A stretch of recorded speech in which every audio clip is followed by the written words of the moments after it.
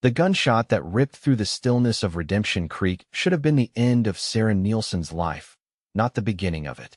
Blood soaking through her dress, she stumbled past the weathered sign welcoming travelers to the dusty outpost, her vision blurring as the Montana sunset painted the sky in hues of amber and crimson. The year was 1878, and she was running out of options almost as quickly as she was running out of blood. Sarah collapsed against the hitching post outside the town's only saloon, her trembling fingers pressing against the wound in her side. The stage robbery had gone terribly wrong. The other passengers were dead, the driver too.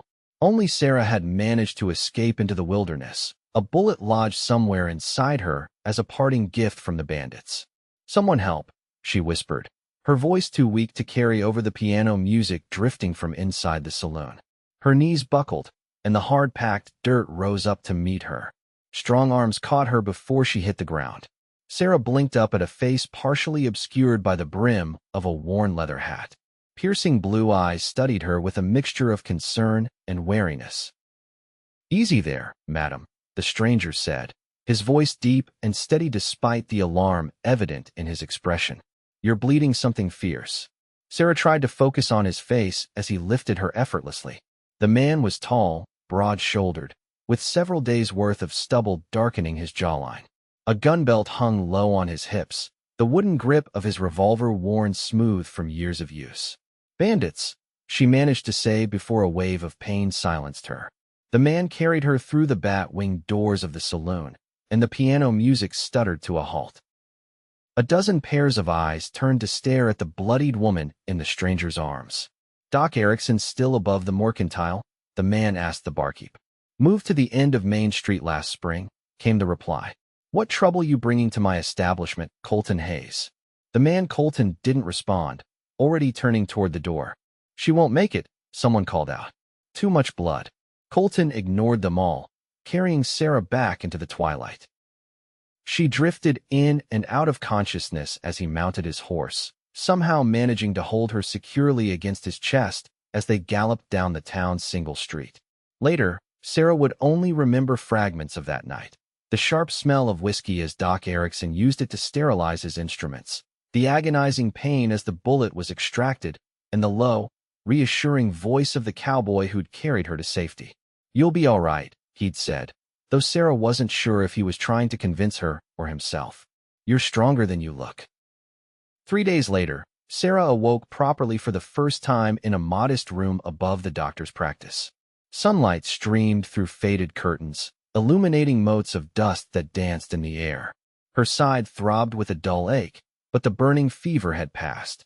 She turned her head and found herself looking at the cowboy Colton who sat in a wooden chair beside her bed, his long legs stretched out before him, hat resting on his knee.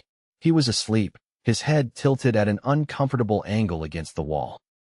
In the clear light of day, she could see he was younger than she'd initially thought, perhaps 30, with sun-weathered skin and a small scar that cut through his right eyebrow. As if sensing her scrutiny, his eyes opened, instantly alert. "You're awake," he said, sitting up straighter. "Doc said you might not pull through that first night." Sarah tried to speak, but her throat was too dry. Colton quickly poured water from a pitcher on the bedside table and helped her drink. "Why are you helping me?" she finally asked, her voice barely above a whisper. The cowboy's expression grew distant, as if looking at something only he could see. His mouth curved into a sad smile before he answered. "Because I needed saving too." Before Sarah could ask what he meant, the door opened and Doc Erickson entered, a portly man with spectacles and thinning gray hair. "Good to see you rejoining the land of the living, Miss Neilson," the doctor said, checking her pulse. "Your personal guardian angel here hasn't left your side for more than 10 minutes at a stretch since he brought you in." Colton shifted uncomfortably. "Just wanted to make sure the lady was all right." "The bullet missed anything vital," the doctor continued, "but you lost a considerable amount of blood. You're lucky Mr. Hayes found you when he did." Sarah tried to sit up, wincing at the sharp pain in her side. "The stage was attacked. 3 days ago, you said? The bandits will be long gone by now." "Sheriff's already been notified," Colton said, "though I reckon you're right about them being gone. That gang has been hitting stages between here and Helena for months." "I need to send a telegram," Sarah said urgently. My uncle in San Francisco, he's expecting me. And I need to speak with the sheriff. Those men, they weren't just after the strongbox. Colton and the doctor exchanged a glance. Sheriff Billings will want to talk to you once you're stronger, the doctor said. As for the telegram, I'm sure Mr. Hayes wouldn't mind sending one for you. I'll see to it this afternoon, Colton agreed. After the doctor left, Sarah studied her rescuer more carefully. His clothes were trail-worn but clean, and though he carried a gun, there was something in his manner that spoke more of caution than violence. You didn't answer my question properly, Sarah said. About why you're helping me. Colton ran a hand through his dark hair, looking uncomfortable. Some things a man doesn't explain easily, Miss Neilson. Sarah, she corrected. And I owe you my life, Mr. Hayes. I think that entitles me to at least know something about the man who saved it. A ghost of a smile crossed his face. Colton, and maybe I'll tell you someday. For now, you should focus on healing. Over the next week, Sarah regained her strength gradually. Colton visited daily, sometimes bringing books or newspapers to help pass the time. He'd sent the telegram to her uncle as promised and relayed the response. Relief that she was alive, instructions to come to San Francisco when she was well enough to travel, and money wired to the Redemption Creek Bank for her expenses. What Sarah didn't tell Colton, what she couldn't tell anyone, was that her journey to San Francisco had been an escape, not a visit. The men who attacked the stage hadn't been ordinary bandits. They'd been looking specifically for her. On the 8th day, Sheriff Billings finally came to take her statement. He was a gruff man with a silver mustache and eyes that had seen too much of the darker side of humanity. Miss Neilson, he said, pulling up a chair beside her bed. Feeling well enough to tell me what happened out there? Sarah recounted the attack on the stage, describing the 4 masked men who'd ambushed them in a narrow pass about 10 miles east of town. She described how they'd shot the driver first, then methodically executed the other passengers, a traveling salesman and an elderly couple. They didn't ask for valuables, the sheriff pressed. They took the strongbox, but that seemed secondary, Sarah admitted. One of them. He called me by name. The sheriff's eyes narrowed. You suggesting this wasn't a random robbery? Sarah hesitated. I'm not sure what I'm suggesting, Sheriff. After the sheriff left, Colton returned, bringing a small bouquet of wildflowers that now sat in a jar on her windowsill. His daily visits had become something Sarah looked forward to, though she told herself it was merely the boredom of convalescence that made her watch the door so eagerly. Sheriff thinks I'm either lying or imagining things, she said as Colton settled into his usual chair. Are you? Either of those things. Sarah met his gaze directly. No. Colton nodded slowly. I believe you. Those 3 simple words eased something tight in Sarah's chest. The doctor says I can leave his care tomorrow. I'll need to find lodgings in town until I'm strong enough for the journey to San Francisco. Mrs. Whitaker rents rooms above the dressmaker's shop, Colton suggested. Clean place, reasonable rates, and she's a good sort who won't pester you with questions. You seem to know a lot about this town for someone who doesn't live here, Sarah observed. Colton smiled faintly. I pass through now and again. Done some work for ranches in the area. What kind of work? Whatever pays, he said with a shrug. Breaking horses mostly. Some cattle driving. Whatever an extra gun hand might be needed for. You're a gunfighter? Sarah asked, unable to mask her surprise. I'm a man who knows how to use a gun, Colton corrected. There's a difference. The next day, with Colton's help, Sarah moved into a small but tidy room above Whitaker's fine dressmaking. Mrs. Whitaker was a widow in her 50s with kind eyes and a no-nonsense manner. She took one look at Sarah's pallor and declared that regular meals would be included in the rent until you've got some color back in those cheeks. Colton carried Sarah's few belongings salvaged from her trunk that had been recovered from the stage up the narrow staircase. The dress she'd been wearing when she was shot was beyond salvaging, but Mrs. Whitaker had promised to help her make a new one. I should be moving on, Colton said after setting down her things. He stood awkwardly in the doorway, hat in his hands. Stage comes through tomorrow heading west. I've got some business in Idaho territory. Sarah felt a surprising pang of disappointment. Of course, you've already done more than enough. Colton studied her face for a moment. You'll be safe here. Sheriff Billings may be short on manners, but he's good at his job. And Mrs. Whitaker keeps a shotgun behind her counter. Sarah smiled despite herself. Are all Montana towns so well defended? Only the ones worth staying in. Colton placed his hat back on his head. Good luck in San Francisco, Miss Neilson. Sarah, she reminded him. Sarah, he echoed softly, and then he was gone. That night, Sarah couldn't sleep. Her side ached, but it was more than physical discomfort keeping her awake. She kept replaying the stage robbery in her mind, hearing the leader's voice as he ordered his men to search her. Make sure it's her. Sarah Neilson. Boss wants proof. Who was looking for her? And why? The obvious answer was Theodore Blackwell, the man she'd fled from in St. Louis. But how would he have known which stage she was taking? Unless he had connections she hadn't anticipated. A sound from outside interrupted her troubled thoughts, the clip-clop of horses moving slowly down the street. Sarah rose carefully from her bed and moved to the window, parting the curtains just enough to peer out. For riders passed beneath the yellow glow of the street lamp, moving with the deliberate pace of men who didn't want to attract attention. As they passed directly below her window, one of them looked up, and Sarah instinctively drew back. But not before she recognized something about the man's profile, a distinctive shape to his jawline that matched one of the stage robbers who had kept his mask low enough for her to glimpse part of his face. Her heart pounding, Sarah quickly dressed. She needed to find Sheriff Billings. If the bandits were in town, everyone was in danger, especially her. She crept down the back stairs that led to the alley behind the shop, wincing as each step pulled at her healing wound. The night air was cool, and somewhere in the distance, a dog barked. Sarah kept to the shadows, making her way toward the sheriff's office at the end of Main Street. She was halfway there when a hand clamped over her mouth, and she was dragged backward into a narrow passage between buildings. Don't scream, a familiar voice warned in her ear. The hand dropped away. Sarah spun around to face Colton, relief flooding through her. What are you doing here? I thought you were leaving tomorrow. Something didn't feel right, he said, his expression grim in the dim light. I decided to keep watch tonight. Good thing I did. Those riders aren't just passing through. I recognized one of them, Sarah whispered. From the stage robbery. Colton nodded. I figured as much. They've been asking about you at the saloon, offering money for information. We need to tell the sheriff.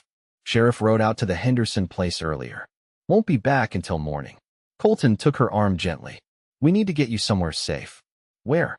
My camp. It's in the hills east of town. Sarah hesitated, keenly aware that following a man she barely knew into the wilderness at night was hardly prudent.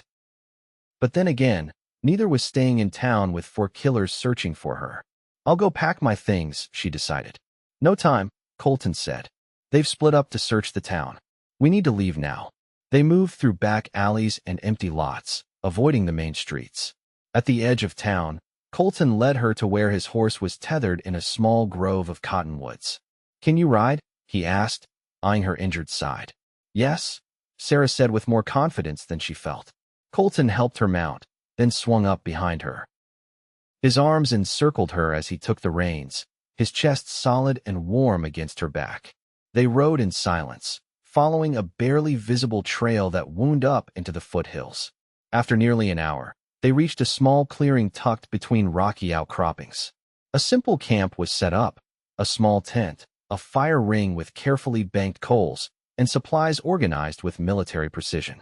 Not much, Colton said as he helped her dismount, but it's defensible. Sarah sank onto a fallen log beside the fire ring, exhausted and in pain. Those men, they're not going to stop looking. Colton revived the fire with a few deft movements, then offered her a canteen. Who are they, Sarah? What do they want with you? For a long moment, Sarah considered continuing the pretense, the half-truths she'd been telling since the stage robbery. But something in Colton's steady gaze made her reconsider. He had saved her life twice now. Perhaps it was time for honesty. I worked as a governess for a wealthy family in St. Louis, she began. Theodore Blackwell, a banker with political aspirations. I was employed to care for his daughter, Emily. Sarah took a deep breath. 3 months ago, I discovered ledgers in Mr. Blackwell's study evidence that he was laundering money for a criminal organization with connections throughout the Mississippi Valley. Colton's expression didn't change, but his eyes grew more intent. I should have left it alone, Sarah continued. But there were other ledgers too, with names. Girls who disappeared from immigrant communities, sold too. to houses of ill repute in New Orleans and other cities. Her voice caught. Emily's mother died years ago. I feared what might happen if she grew up in a house with such a man. You took the ledgers, Colton guessed. Sarah nodded. And Emily. We fled in the night. I got her safely to her maternal grandmother in Chicago, but I kept the ledgers. I thought I could bring them to the authorities in San Francisco, where Blackwell's influence wouldn't reach. But his men found you. They must have. I was so careful, took such a roundabout route. Sarah looked down at her hands. Now I've brought danger to Redemption Creek. To you. Colton was quiet for a long moment, the firelight playing across his features. Where are the ledgers now? Hidden in the lining of my trunk. The one you carried to Mrs. Whitaker's. So they're still in town, Colton said grimly. And those men will tear the place apart looking for them. I'm sorry, Sarah whispered. I never meant to involve anyone else. To her surprise, Colton's mouth curved in a slight smile. Seems to me you're fighting the good fight, Sarah Neilson. Nothing to apologize for there. Why are you helping me? Sarah asked again. The real reason this time. Colton stared into the fire, his expression distant. 5 years ago, I was a U.S. Marshal, working out of the Denver office. My partner and I were investigating a series of bank robberies across Colorado and Wyoming. What we found was a conspiracy that went all the way to the territorial governor's office. Sarah listened, fascinated by this glimpse into his past. My partner wanted to take what we knew straight to Washington. I thought we needed more evidence. Colton's voice grew harder. They killed him. Made it look like a shooting in a card game gone wrong. When I tried to continue the investigation, suddenly I was facing charges of corruption myself. Had to run. You've been on the move ever since, Sarah realized. Colton nodded. Turned in my badge, but kept looking for proof to clear my name. Eventually tracked down one of the men involved, a banker in Helena who handled the money. He gave me names before he died. Blackwell? Sarah asked, her pulse quickening. No, but some of his associates. Your ledgers might be the evidence I've been looking for all these years. Colton met her eyes directly. So you see, I meant what I said that first day. I'm helping you because I needed saving too. The revelation created a new understanding between them, a shared purpose that transcended their brief acquaintance. Sarah found herself studying Colton with new eyes, seeing beyond the capable exterior to the man who had suffered his own injustices. What do we do now, she asked. Rest tonight. Tomorrow, we need to get those ledgers and clear out of Redemption Creek. Colton checked his revolver methodically. It won't be easy with those men looking for you. We could wait until they leave, Sarah suggested. Colton shook his head. They won't leave, not until they find you or the ledgers. And they won't care who gets hurt in the process. The gravity of the situation settled over Sarah like a physical weight. This is my fight. You've already risked enough for me. I'm already in it, Colton said simply. Besides, I reckon we both want the same thing, to see men like Blackwell answer for their crimes. In that moment, something shifted between them, a recognition of shared purpose. Yes, but something more personal too. Sarah looked away first, suddenly conscious of how alone they were, how intimate the small campsite felt with just the two of them and the crackling fire. You should rest, Colton said, his voice gentler. Take the tent. I'll keep watch. Sarah wanted to argue, to insist that she could take a turn standing guard, but exhaustion was already pulling at her. Her side throbbed from the exertion of their escape and the long ride. Wake me in a few hours, she said instead. You need rest too. Colton's only response was a noncommittal grunt. Inside the small tent, Sarah lay on Colton's bedroll, listening to the night sounds of the Montana wilderness. Despite the danger, despite the uncertainty of what tomorrow would bring, she felt strangely at peace. Perhaps it was simply having someone to share her burden with after months of solitary vigilance. Or perhaps, a small voice in her mind suggested, it was the man himself, his quiet competence, his unwavering principles, and those rare smiles that transformed his solemn face. Sarah pushed the thought away. Romance was a luxury she couldn't afford, not with men hunting her, not with the evidence that could topple a criminal empire hidden in a trunk in town. But as sleep finally claimed her, her dreams were filled with piercing blue eyes and the comforting presence of a man who understood what it meant to stand alone against corruption. Dawn came with a chill mist clinging to the trees. Sarah woke to the smell of coffee and emerged from the tent to find Colton crouched by a small cook fire, his expression thoughtful. "You didn't wake me," she accused mildly. "You needed the rest," he replied, pouring coffee into a tin cup and offering it to her. Sarah accepted gratefully, wrapping her cold fingers around the warm metal. "Have you been up all night?" "I've gone longer without sleep," Colton said, which wasn't really an answer. He looked as alert as ever, though there were shadows beneath his eyes that hadn't been there the day before. "I've been thinking about your trunk," he continued. "We can't risk going into town directly, not with those men looking for you." "But we need the ledgers," Sarah said. Colton nodded. "I know someone who might help us. A friend who lives outside town, Clara Wilson. Her husband was killed in the war, but she kept their small ranch going. Good woman, discreet. You trust her?" "With my life," Colton said. "And she owes me a favor." They broke camp efficiently, leaving no trace of their presence. As they rode double again on Colton's horse, Sarah was acutely aware of his arms around her, the solid strength of him at her back. She told herself it was merely the closeness necessitated by their situation, nothing more. Clara Wilson's ranch was a modest operation about 3 miles from town, a small cabin, a barn, and corrals containing a few horses and cattle. Smoke rose from the chimney, and as they approached, a woman emerged from the cabin, a shotgun cradled in her arms. "That's far enough," she called, then squinted against the morning sun. "Colton Hayes? That you?" "Morning, Clara," Colton called back. "We come in peace." Clara lowered the shotgun, shaking her head. 5 years without a word. Then you show up with a woman behind your saddle? You always did know how to make an entrance.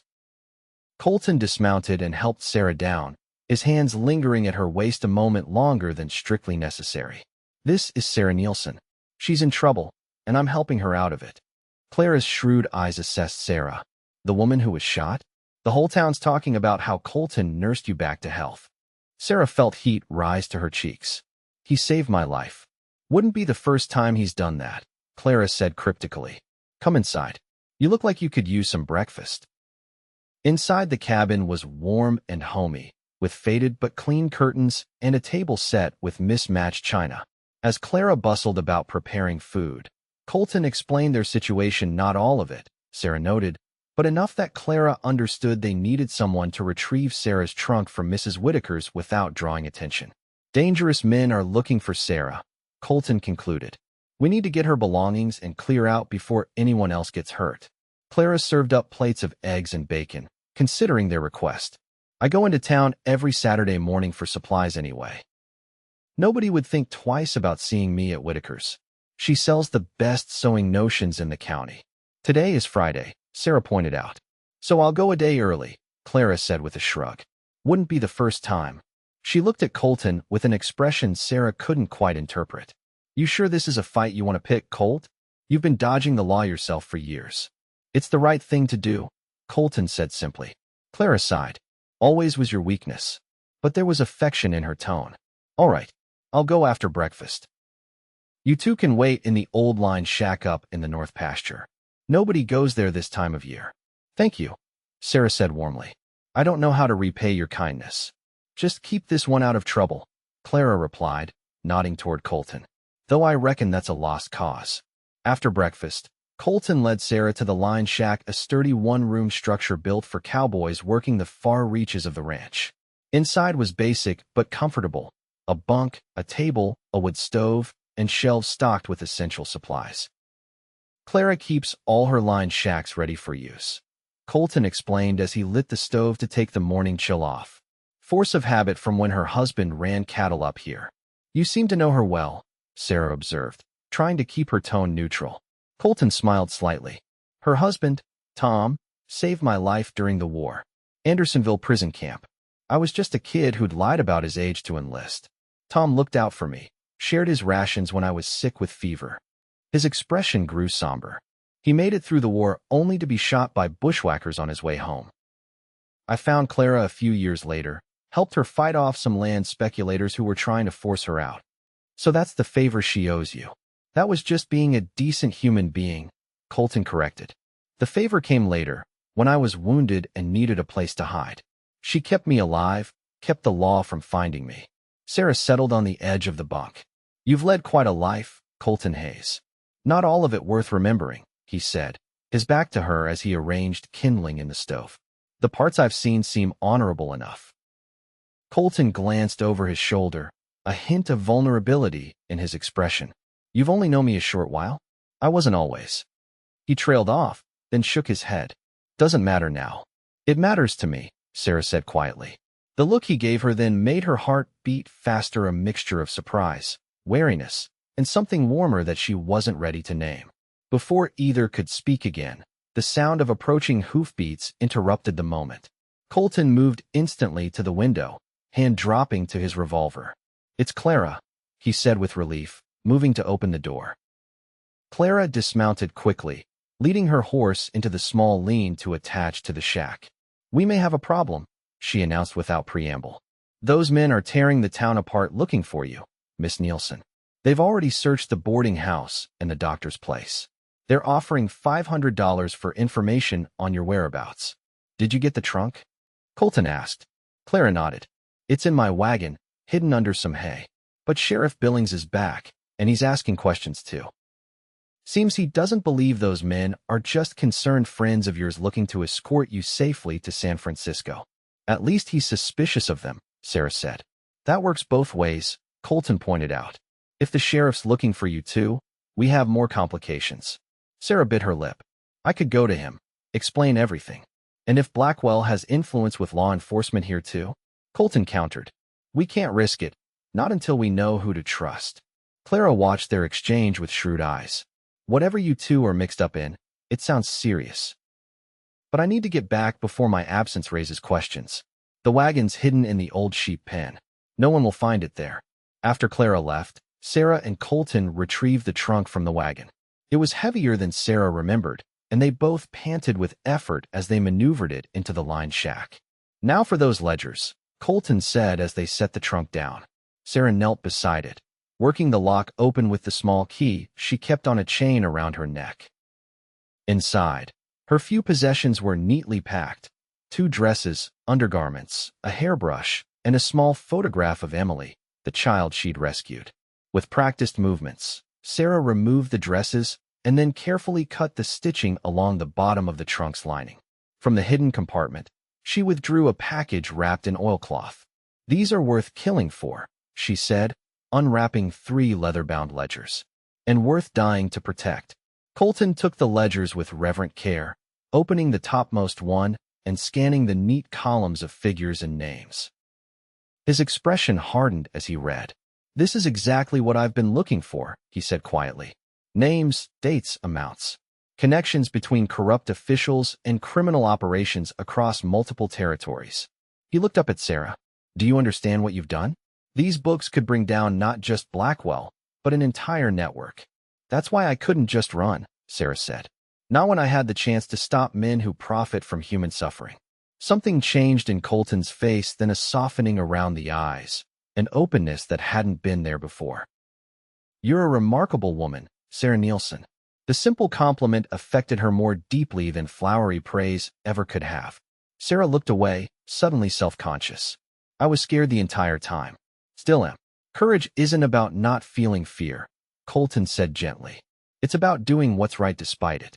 Their eyes met, and for a moment, the line shack seemed to fade away, leaving only the two of them in a world of their own making. Sarah became acutely aware of how close they were sitting, their knees nearly touching as they hunched over the ledgers. Colton cleared his throat and looked away first. We should study these, make sure we understand what we have before deciding our next move. They spent the rest of the day poring over the ledgers, Colton occasionally making notes on a scrap of paper. The evidence was damning, a systematic operation that spanned multiple states and territories, involving politicians, lawmen, bankers, and businessmen, all profiting from extortion, prostitution, and human trafficking. Your employer was just one link in the chain, Colton said as evening approached, but an important one. These records show he was handling money for the entire operation. What do we do with this information? Sarah asked, stretching her stiff back. They had been sitting for hours, and her wound was aching again. The territorial governor in Helena is honest, from everything I've heard, Colton said. And there's a federal judge there I used to work with when I was a marshal. If we can get these ledgers to them, then we can end this, Sarah finished, and clear your name in the process. Colton nodded slowly. It's a 4-day ride to Helena. Rough country, especially with those men likely to follow once they realize you've left Redemption Creek. I've come too far to turn back now, Sarah said with determination. A half-smile curved Colton's mouth. I was hoping you'd say that. Their eyes met again, and this time, neither looked away. The air between them seemed to thicken, charged with an awareness that had been building since the moment he'd caught her outside the saloon. Sarah, Colton began, his voice dropping lower. The sound of galloping hooves shattered the moment. Colton was on his feet instantly, drawing his revolver as he moved to the window. Riders coming. At least 3, he reported tersely. And they're coming fast, straight for us. Sarah's heart pounded as she scrambled to her feet. How did they find us? Someone must have talked. Colton's expression was grim as he checked his ammunition. Get the ledgers back in the trunk. We need to move. Sarah hurriedly re-wrapped the ledgers in their oilcloth covering, but before she could return them to their hiding place, the first shots rang out, splintering the window frame beside Colton's head. Get down, he shouted, returning fire with careful precision. Sarah crouched behind the trunk, clutching the ledgers to her chest. Outside, men shouted to each other, positioning themselves around the small structure. Come out, Hayes, a rough voice called. We know the woman's in there with you. Hand her, and the book's over, and maybe you walk away from this. Not likely, Colton called back, firing again and being rewarded with a cry of pain from outside. There's 4 of them, he told Sarah quietly. 2 on the north side, 2 circling around back. They've got us pinned down. What do we do? Sarah whispered, fear making her voice shake. There's a trapdoor under the bunk, Colton said, never taking his eyes off the windows. Root cellar below. It connects to a drainage tunnel that comes out near the creek about 50 yards east. We can escape that way.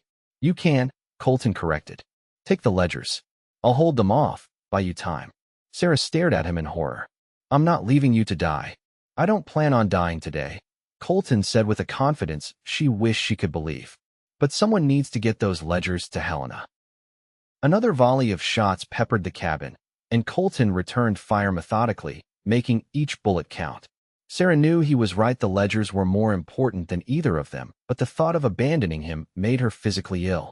There has to be another way, she insisted. A bullet shattered the stovepipe, sending metal fragments flying. One caught Colton across the cheek, opening a shallow cut that immediately welled with blood. Go, Sarah, he said, his voice brooking no argument. Now, while you still can. Tears blurring her vision, Sarah shoved the ledgers into a canvas sack she found hanging from a peg. Colton helped her drag the bunk aside, revealing the trapdoor beneath. Head east when you reach the creek, he instructed. Follow it until you hit the old mining road. Clara's place is 2 miles north from there. She'll help you get to Helena. Colton, Sarah began, but words failed her. For answer, Colton pulled her close and kissed her a desperate, passionate kiss that spoke of regret for time wasted and possibilities that might never be realized. When he pulled away, his eyes were fierce with emotion. I'll find you, he promised. Now go. With the ledgers secured across her back, Sarah descended into the dank root cellar. The last thing she saw before Colton closed the trapdoor was his face, determined and somehow peaceful, as if he'd finally found something worth fighting for. The drainage tunnel was narrow and muddy, forcing Sarah to crawl on her hands and knees. Her wound protested every movement, but fear and determination drove her forward. Above, the sound of gunfire continued, punctuated by shouts and the crash of breaking wood. When she finally emerged beside the creek, Sarah was filthy and exhausted. The gunfire had stopped, which could mean either that Colton had driven the attackers off or she refused to consider the alternative. Following Colton's directions, she made her way east along the creek, keeping to the shadows of the willows that lined the bank. Twilight was deepening into night, making travel difficult but providing better cover. After what felt like hours, Sarah found the old mining road, a barely visible track through the pine forest. She turned north as instructed, forcing her tired legs to keep moving despite the pain in her side and the despair in her heart. Every step took her further from Colton, from the man who had come to mean more to her than she had realized until it was too late. The lights of Clara's ranch appeared just as Sarah thought she couldn't take another step. She stumbled the last 100 yards, nearly collapsing on the porch as she knocked weakly at the door. Clara opened it, gasping at Sarah's bedraggled appearance. "Good Lord, girl. What happened?" "Ambushed," Sarah managed to say as Clara helped her inside. "Colton.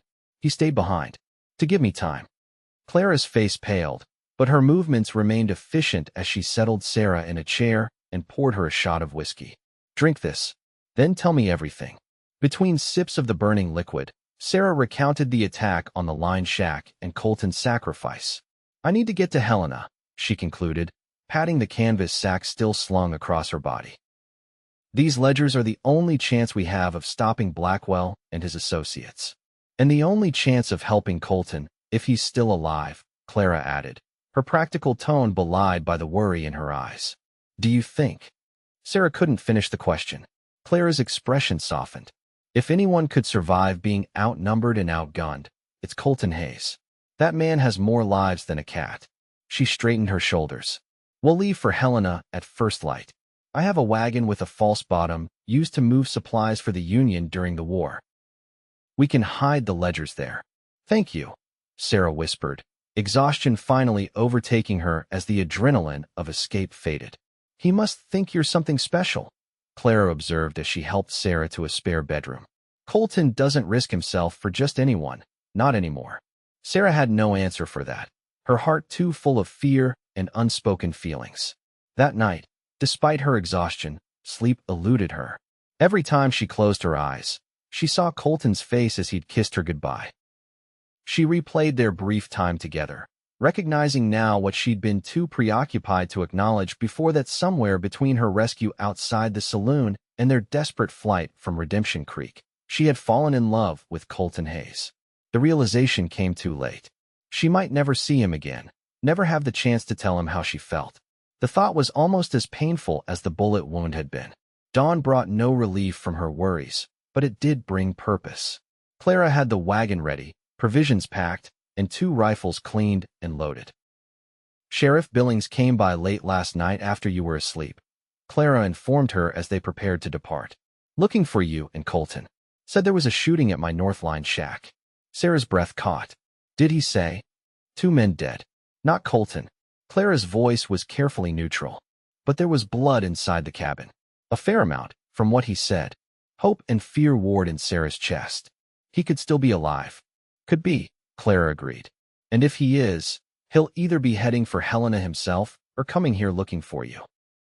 Either way, our best move is to get those ledgers to safety." The journey to Helena was arduous.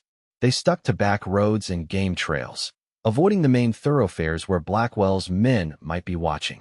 Clara drove with the confidence of a woman who knew the territory intimately, while Sarah kept watch, rifle at the ready. They spoke little during the long hours on the road, but in the evenings when they made camp, Clara shared stories of Colton from the years she had known him. She told of his fierce loyalty, his unwavering moral compass despite the price it had cost him, and the loneliness that seemed to follow him like a shadow. "Never seen him look at anyone the way he looks at you," Clara said on the 3rd night of their journey. "Like he's seeing something worth fighting for again." Sarah stared into the small fire. "I barely know him." "Sometimes that's not what matters," Clara replied. "Sometimes you just recognize a soul that matches your own." The words stayed with Sarah through the night and into the next day, as the sprawling town of Helena finally came into view. The territorial capital was larger and more imposing than Redemption Creek, with substantial buildings of brick and stone lining the main streets. "We'll go straight to Judge Harmon's office," Clara decided as they approached the outskirts. "He's the federal judge Colton mentioned. If anyone can be trusted with those ledgers, it's him." Judge William Harmon's office was located in a dignified building near the courthouse. The judge himself was a tall, austere man with silver hair and penetrating eyes that missed nothing. He listened without interruption as Sarah explained the ledgers and their significance, only occasionally glancing at Clara for confirmation. When Sarah finished her account, the judge studied the ledgers in silence for several long minutes. "These are indeed damning," he finally said. and they corroborate certain suspicions federal authorities have harbored for some time about Mr. Blackwell and his associates. He looked up at Sarah. You've taken an enormous risk bringing these to light, Miss Neilson. It was the right thing to do, Sarah said simply. The judge's stern expression softened slightly. Indeed it was. But it has also made you a target for very dangerous men. He turned to Clara. And you mentioned Colton Hayes was involved in this. He helped Sarah escape, Clara confirmed. Last we knew, he was holding off Blackwell's men to give her time to get away with the ledgers. Something like regret crossed the judge's face. Hayes was a good marshal, despite what the papers said after that business in Denver. I never believed the charges against him. Hope flared in Sarah's chest. Then you can help clear his name? With the evidence in those ledgers? If he's alive to stand vindicated, the judge said soberly. For now, my concern is keeping you safe, Miss Neilson, and ensuring these ledgers reach the proper authorities in Washington. He rose from his desk. I have a house on the edge of town. My wife and I will host you there until arrangements can be made. No one will look for you there. For 2 weeks, Sarah remained under Judge Harmon's protection, living in his comfortable home with his kindly wife, Margaret. Clara returned to her ranch after a few days, promising to send word if she heard anything about Colton. The judge worked tirelessly, sending telegrams to trusted officials in Washington and coordinating with territorial marshals to build a case against Blackwell and his network. Each day brought news of arrests in various cities and towns as the conspiracy began to unravel. But there was no word of Colton. Sarah tried to maintain hope, but as days stretched into weeks, despair began to take hold. She found herself standing at the window of her bedroom in the judge's house for hours, watching the road from Redemption Creek, praying for a familiar figure on horseback to appear. 1 month after their arrival in Helena, Judge Harmon called Sarah into his study. His expression was grave but satisfied.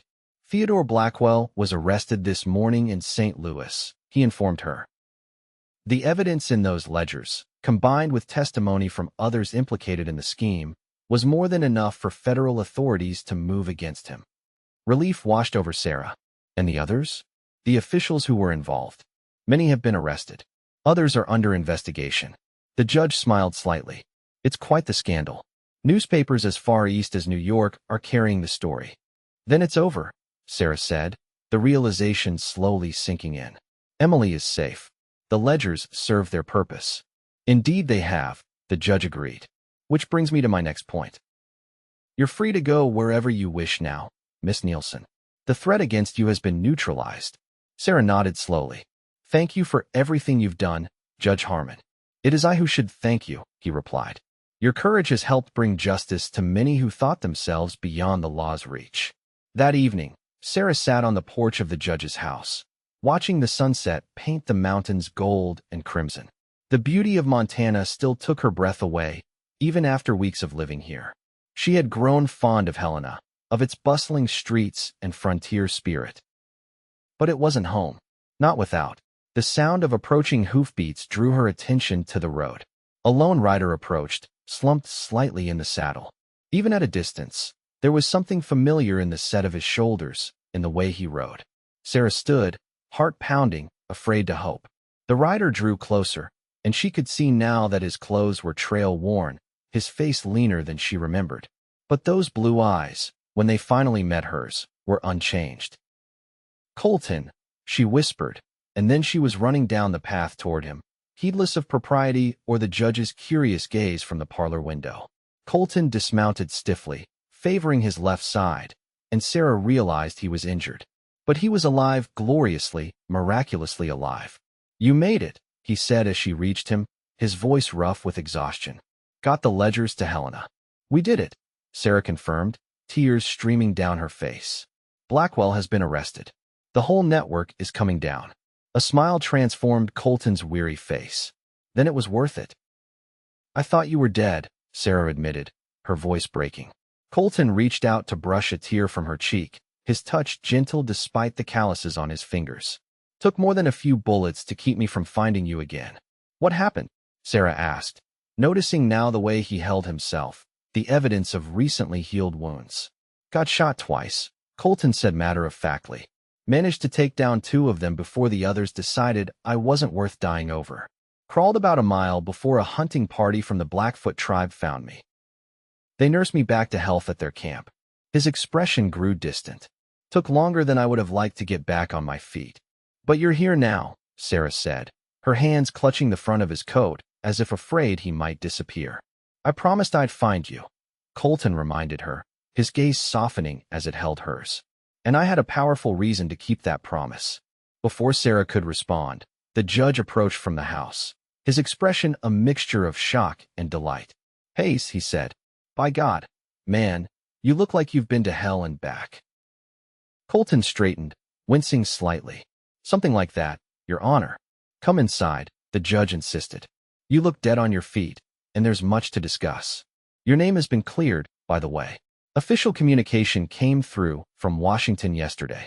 As they walked toward the house, Sarah kept close to Colton's side, unwilling to let him out of her sight. The reality of his return was still sinking in, joy building in her chest with every breath. Later that night, after Colton had been fed, his wounds tended, and a lengthy conversation with the judge concluded, they finally found themselves alone on the porch. The night was cool, stars brilliant in the vast Montana sky. What happens now? Sarah asked softly. Colton looked at her, his expression more open than she had ever seen it. That depends on you. On me. I've been offered my marshal's badge back, Colton said. Judge Harmon spoke with the territorial governor. They want me to help finish dismantling what's left of Blackwell's operation. That's wonderful, Sarah said sincerely. It's what you deserve after all these years. There's more, Colton continued. The judge mentioned you've been offered a teaching position at the new school in Helena. Said you'd be perfect for it. Sarah nodded. I haven't given him an answer yet. Why not? She met his gaze directly. Because I was waiting. For what? Colton asked, though something in his eyes suggested he already knew. For you, Sarah admitted, her heart racing. To know if there might be a reason for me to stay. Colton stepped closer, close enough that she could feel the warmth radiating from him in the cool evening air. I'm not much for flowery words, Sarah. Never have been. But those days in the line shack, going through those ledgers with you, I've never felt more certain of anything than I was of you. Sarah's breath caught in her throat. When I was lying wounded in that Blackfoot camp, Colton continued, it wasn't the badge or clearing my name that kept me fighting to stay alive. It was you. The chance to see you again. To tell you. He faltered, then squared his shoulders as if facing a challenge. To tell you that I love you. The words, simple and direct, filled Sarah with a happiness so intense it was almost painful. I love you too, she whispered. I think I have since you carried me into that doctor's office in Redemption Creek. Colton's smile was like sunrise breaking over the mountains. Then I reckon we have our answer about what happens next.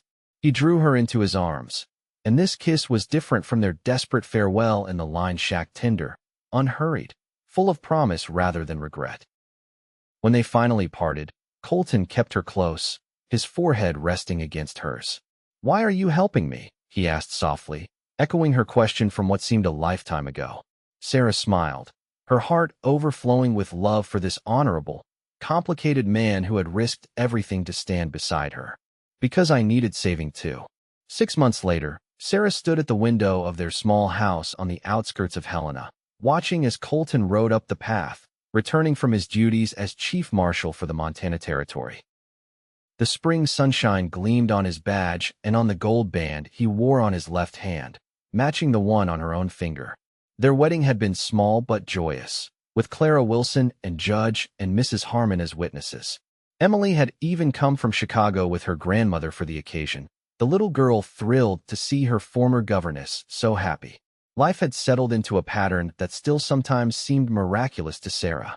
She taught at the Helena school during the day, while Colton worked to maintain law and order in a territory still finding its way toward civilization. Evenings were spent together in the home they were building, planning a future that once would have seemed impossible for either of them. Colton dismounted and led his horse to the small stable, his movements fluid and strong now that his wounds had fully healed. Sarah watched him with the same flutter in her heart that she felt every time he returned to her. When he entered the house, he hung his hat and gun belt on the pegs by the door, a ritual that marked the transition from Marshall Hayes to simply Colton, her husband. "How was your day?" he asked, crossing the room to kiss her in greeting. "Good," Sarah replied, leaning into his embrace. "Though I missed you." Colton smiled against her hair. "Missed you too. Always do." As the evening deepened around them, Sarah reflected on the strange, dangerous journey that had brought them together, a journey that had begun with violence, but had somehow led to this quiet happiness. They had both been running when they found each other, both wounded in ways that went deeper than flesh. "What are you thinking about?" Colton asked as they sat together on the porch, watching the stars emerge. Sarah smiled, taking his hand in hers. "About how sometimes the thing you're searching for finds you instead." Colton's fingers tightened around hers. "I wasn't looking for love when I found you bleeding outside that saloon." "Neither was I," Sarah admitted. "But maybe that's how it works. Love finds you when you need it most." "When you need saving," Colton agreed, drawing her closer against the evening chill. Sarah rested her head on his shoulder, contentment spreading through her like warmth from a hearth fire. They had saved each other, and in doing so, had found something worth fighting for, worth building a life around. The Montana wilderness stretched before them, vast and full of promise, much like the future they now shared. And as the first star appeared in the deepening blue of the sky, Sarah made a silent wish of gratitude for the twist of fate that had brought a wounded woman and a haunted cowboy together on a blood-soaked evening in Redemption Creek. For in saving each other, they had found themselves, and in loving each other, they had found home.